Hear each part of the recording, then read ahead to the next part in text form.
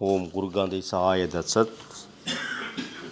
சான்ற பெருமக்களே, சிந்தனையாளர்களே, உலக சமுதாய சகோதர சகோதரிகளே, நாம் 11 சித்தர்களுடைய பாரம்பரிய உணவினுடைய தன்மைகளை பற்றி சிந்தித்து கொண்டிருக்கிறோம். இன்றைய சிந்தனை காரம், துவர்ப்பு, உவர்ப்பு என்ற 3 சுவைகளை பற்றி. இந்த சுவை என்பது என்னென்ன அறிகுறிகளை உடலில் ஏற்படுத்தும் என்பதையும், குறைந்தால் என்ன செய்யும், கூடினால் என்ன செய்யும் என்பதை பற்றி நாம் சிந்திக்கின்றோம். காரச்சத்து என்பது வேறு, கார சுவை என்பது வேறு என்று முதலில் நாம் உணர்ந்து கொள்ள வேண்டும். இந்த கார சுவையானது, காரச்சத்தானது உணவு செரிப்பதற்கு உமிழ்நீர் சுரப்பு அவசியமாகும் என்பது போல, உமிழ்நீர் சுரப்புக்கு குறையும் பொழுது அஜீரணம், மந்தபேதி என்பன நம்மை வாட்டும். காரச்சுவை நமது உணவில் அளவுடன் இருப்பது உமிழ்நீர் சுரப்பிற்கு உதவுகிறது.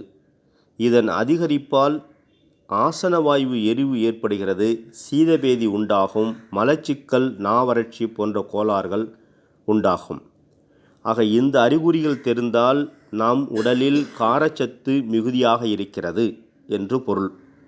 அப்போ காரச்சத்து என்பது பூண்டு, இஞ்சி, வெங்காயம் போன்ற காய்கறிகளிலே, வாசனைப் பொருட்களிலே மிகுதியாக இருக்கிறது. அது அளவோடு பயன்படுத்தினால் நம் உடலுக்கு நன்மைகள் பல விளைவிக்கும். துவர்ப்பு என்பது நம்முடைய இரத்தத்தை வளப்படுத்தக்கூடிய ஒரு அற்புதமான சுவை. இந்த சத்தானது இரத்த போக்கினை, அதாவது பெண்களுக்கு முக்கியமாக அந்த மாதவிடாய் காலங்களிலே அதிக இரத்த போக்கினை தடுக்கக்கூடிய ஒரு சத்து துவர்ப்பு சத்து. இது நாம் உண்ணக்கூடிய உணவில் அதிகமாக கிடைக்கக்கூடிய பொருள்களை எடுத்துக்கொண்டோம் என்றால், மாம்பருப்பு, கொத்தவரங்காய், முள்ளங்கி, பாவக்காய் போன்ற காய்கறிகளிலே இந்த சத்து நிறைந்திருக்கிறது. மேலும் இந்த சத்து அதிகமானால் வாதம், கை கால் குடைச்சல், உறக்கக்கேடு என்பது நமக்கு உண்டாகும். குறைந்தால் உடல் வெளுப்பு, காமாலை, சோர்வு போன்ற கோளாறுகளை ஏற்படுத்தும். ஆக குறைந்தாலும் துன்பம், மிகுதாலும் துன்பம், மிகினும் கூடினும் நோய் என்பது வள்ளுவர் வாக்கு. அதுபோல எந்த ஒரு சத்தினையும் அளவோடு பயன்படுத்த வேண்டும். உவர்ப்பு, சிறுநீர் அதிகமாக கழிந்தாலோ அல்லது வாந்தியுடன் பேதியாகும் போதோ நாம் உவர்ப்பு சுவையை ஞாபகப்படுத்தி கொள்ள வேண்டும். உவர்ப்பு சுவை அதிகரிப்பால் இவை தோன்றுகின்றன. இந்த சுவை அதிகரிப்பால் காய்ச்சலும் காணுகின்றது. குறைந்தால் என்ன ஏற்படும்? நெஞ்செரிவு, பசியின்மை, புளியேப்பம், வயிற்று வலிகள், எலும்பு வளர்ச்சிக்கு சுவை உதவுவது மாத்திரமல்ல, ஞாபக சக்தியை அளிக்க வல்லது. இந்த 2 வகையான, ஒவ்வொரு சத்தும் 2 வகையான செயல்களை செய்யும். நன்மையும் தரும், நமக்கு ஆரோக்கியின்மையும் தரும். அதாவது அதிகப்படியாக நம் உடலிலே ஏற்படுத்திவிட்டால் அது ஒரு வகையான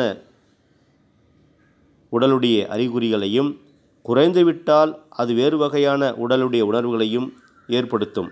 அதை நாம் அறிந்து கொண்டோம் என்றால் எந்த சுவை கூடியிருக்கிறதோ அந்த சுவையை சமப்படுத்தி கொண்டு ஆரோக்கியமாக வாழலாம். பொதுவாக 6 சுவை பயனை அறிந்து நாம் நம் உணவில் அவைகளை பயன்படுத்தி ஆரோக்கிய வாழ்விற்கு அடிகொள்வோமானால், இதுவரை உடலுக்கு வேண்டிய சத்துக்கள் பற்றி அறிந்து அந்த சத்துக்கள் சராசரி மனிதனுக்கு நம் உடம்புல இருக்கக்கூடிய தன்மையை உணர்ந்து சரிவிகித உணவை நாம் எடுத்துக்கொண்டோம் என்றால் ஆரோக்கியமான வாழ்வை வாழ முடியும். இயற்கை உணவே இயல்பான உணவு, இன்பமான உணவு. இன்றும் என்றும் எப்பொழுதும் நமக்கு துன்பமில்லாத பெரும் வாழ்வை தருவது இயற்கை உணவே என்பதை உணர்ந்து நம்முடைய பகுதியில் விளைகின்ற காய்கறிகளையும் பழங்களையும் உண்டு உடலை வளர்ப்போம், உயிர் வளர்ப்போம். ஓம் குருகாந்த ஈசாய தத்சத்.